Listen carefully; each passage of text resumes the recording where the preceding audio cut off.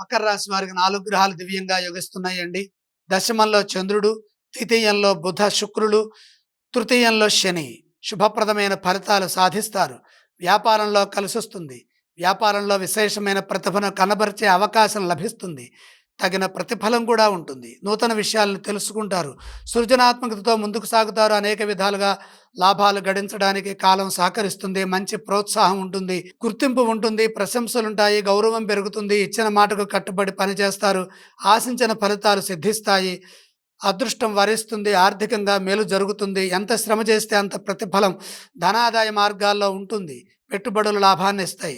ప్రతి పని 1-2 సార్లు ఆలోచించి శాంతంగా సరైన మార్గంలో నిదానంగా ధర్మబద్ధంగా చేసుకోవటం మంచిది. దానివల్ల సుదీర్ఘమైన సుస్థిరత ఏర్పడుతుంది. ఫలితాలు బాగుంటాయి.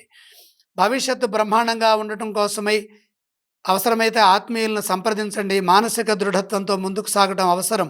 పట్టుదలతో పనిచేయడం ద్వారా ఉద్యోగంలో కూడా మేలైన ఫలితాలు వస్తాయి. గందరగోళ స్థితిలో ఏ పని ఉద్యోగంలో చేయవద్దు. మంచి జరిగే విధంగా ముందుకు సాగండి. మీ నమ్మకం మిమ్మల్ని గెలిపిస్తుంది. సున్నితంగా, శాంతంగా, చిరునవ్వుతో సమాధానాలు ఇస్తూ విజయాలు సాధించండి. శాంతి లభిస్తుంది.